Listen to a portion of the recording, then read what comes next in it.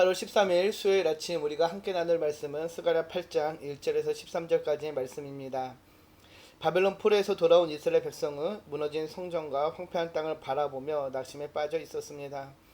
하나님은 그들에게 회복과 복을 약속하시며 과거의 저주가 미래의 복으로 바뀔 것을 선포하시는데요. 먼저 본문 1절을 보면 이렇게 말씀하시는데요. 만군의 여호와의 말씀이 임하여 이르시되 만군의 여호와가 이같이 말하노라 내가 시온을 위하여 크게 질투하며 그를 위하여 크게 분노함으로 질투하노라. 이스라엘은 죄로 인해 포로가 되었지만은 하나님이 여전히 크게 질투하며 사랑하십니다. 질투란 하나님이 자기 백성을 빼앗기지 않으시려는 거룩한 열심을 할 수 있는데요. 크게 질투하면이란 이 말씀은 하나님의 사랑의 강렬함을 의미합니다. 하나님이 자기 백성을 향한 사랑 때문에 그들을 버리지 않으십니다. 이 질투는 파괴적인 분노가 아니라 회복시켜 주려는 뜨거운 애정이라 할 수 있는데요. 3절을 보면 이렇게 이야기하죠. 여호와가 이같이 말하노라 내가 시온에 돌아와 예루살렘 가운데 거하리니 예루살렘은 진리의 성읍이라 일컫겠고 만군의 여호와의 산은 성산이라 일컫게 되리라. 예루살렘의 회복의 시작은 하나님의 변치 않는 사랑에서 출발합니다. 하나님은 진리의 성읍 거룩한 산으로 예루살렘을 회복시키시겠다라고 약속하시는데요. 선지자의 말에 청종하지 않은 이스라엘을 징계하셨지만은 그들을 향한 사랑은 그대로입니다. 오히려 그들의 고난을 통해 하나님을 찾기를 원하셨는데요. 회복의 시작은 하나님의 변치 않는 사랑에서 출발함을 보게 됩니다. 3절 상반절을 보면 하나님께서는 다시 시온에 돌아와 예루살렘 가운데 거하시겠다고 말씀하시는데요. 이것은 진정한 회복이 건물과 도시의 재건이 아니라 하나님의 임재가 회복의 핵심임을 알려주는 것입니다. 하나님의 영광이 돌아오는 것이 진짜 회복이요 복임을 기억하시기 바랍니다. 그리고 4절을 보면 이렇게 이야기하죠. 만군의 여호와가 이같이 말하노라 예루살렘 길거리에 늙은 남자들과 늙은 여자들이 다시 앉을 것이라 다 나이가 많으므로 저마다 손에 지팡이를 잡을 것이요 그 성읍 거리에 소년과 소녀들이 가득하여 거기에서 뛰놀리라.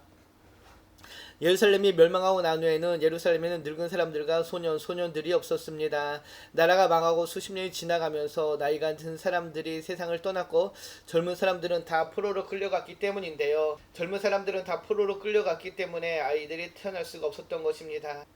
하지만 폴에서 돌아온 사람들이 이제는 자녀도 낳게 되고 나이가 들어서 지팡이를 잡을 때까지 살게 될 것이라 하십니다. 전쟁과 두려움이 사라진 완전한 평화의 모습이라 할 수 있습니다. 이는 하나님이 주시는 샬롬, 안정감, 건강, 번영과 기쁨의 모습이라 할 수 있습니다. 그리고 6절을 보면 이렇게 이야기하는데요. 만군의 여호와가 이같이 말하노라 이 일이 그날의 남은 백성의 눈에는 기이하려냐 내 눈에는 어찌 기이하겠느냐 만군의 여호와의 말이니라. 불가능해 보이는 일도 가능케 하시는 하나님이십니다. 바벨론 폴에서 귀환한 공동체의 모습이 보잘것없었고 옛 선지자들이 선포한 소망의 말씀의 성취가 요원해 보였지만은 그들은 미래를 위해 또 예루살렘과 이스라엘의 재건을 위해 약속된 남은 자들이었습니다. 하나님의 말씀은 반드시 성취될 것입니다. 그 성취가 백성들의 눈에는 놀라운 일이 되겠지만은 여호와 하나님께는 능치 못함이 없습니다. 그리고 7절과 8절을 보면은 구원과 언약의 회복에 대해서 말씀이 주어지는데요. 하나님은 해 뜨는 땅과 해 지는 땅에서부터 자신의 백성을 구원하신다라고 말씀하십니다. 이는 바벨론에 국한된 회복이 아니라 세상 모든 끝에서 흩어진 자들을 부르신다라는 전방위적인 구원의 선언입니다. 중요한 것은 이 구원의 목적이 단순히 어려움에서 건져내는 것에 그치지 않는다는 것입니다. 하나님은 구원하신 백성을 예루살렘 가운데 거하게 하시며 자신과 함께 사는 삶으로 초대하십니다. 구원은 위기 탈출이 아니라 하나님과 함께 거하는 삶의 시작임을 알려주는데요.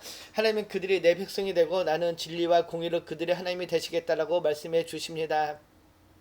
언약의 갱신인데요.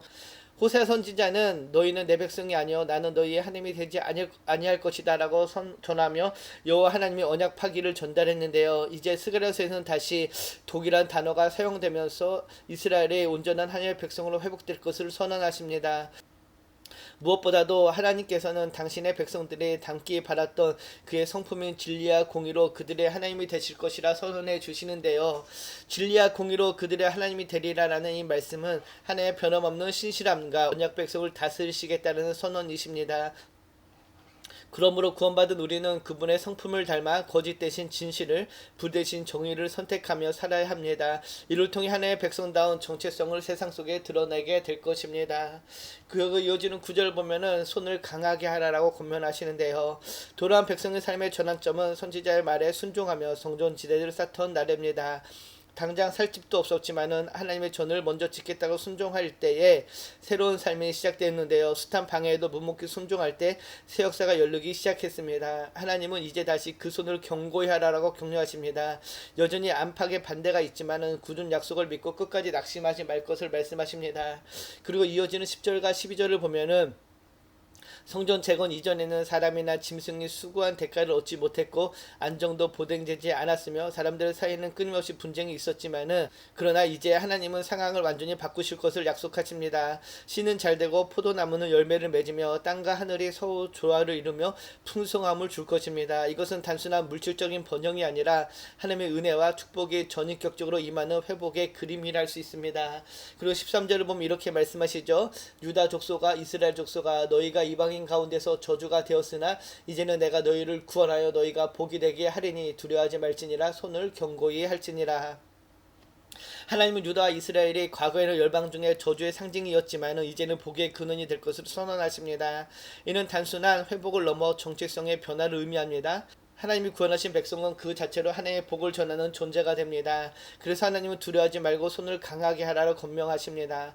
사명과 순종의 삶은 하나님의 회복의 약속을 믿는 신앙의 증거이며 그 삶을 통해 공동체와 열방의 복이 흘러가게 될 것입니다. 하나님은 변함없는 사랑과 열심으로 무너진 시온을 회복하시고 흩어진 백성을 다시 모아 주님의 진리와 공의 안에 거하게 하십니다. 과거의 저주와 고난을 기억하지만은 그것에 머무르지 않고 새롭게 약속하신 복으로 나아가라 말씀하십니다. 하나님 우리에게 두려움 대신 담대한 믿음을 요구하시며 손을 강하게 하며 그분의 뜻을 이루는 일에 힘쓰라고 격려하십니다. 오늘 우리의 삶도 이 말씀처럼 하나님 안에서 회복과 소망을 경험하며 세상의 진리와 공의를 실천하는 복의 통로가 되어야 할 것입니다. 함께 기도합니다. 오늘도 우리를 끝까지 붙드시는 주님의 열심을 찬양합니다. 우리의 삶 속에서 진리와 정의를 사랑하게 하시고 과거의 아픔마저 복으로 바꾸시는 주님의 손길을 믿기를 소망합니다. 오늘 하루 우리에게 주신 삶의 자리에서 사람들에게 복을 전하는 통로가 되기를 소망하며 예수님의 이름으로 감사하며 기도드립니다. 아멘.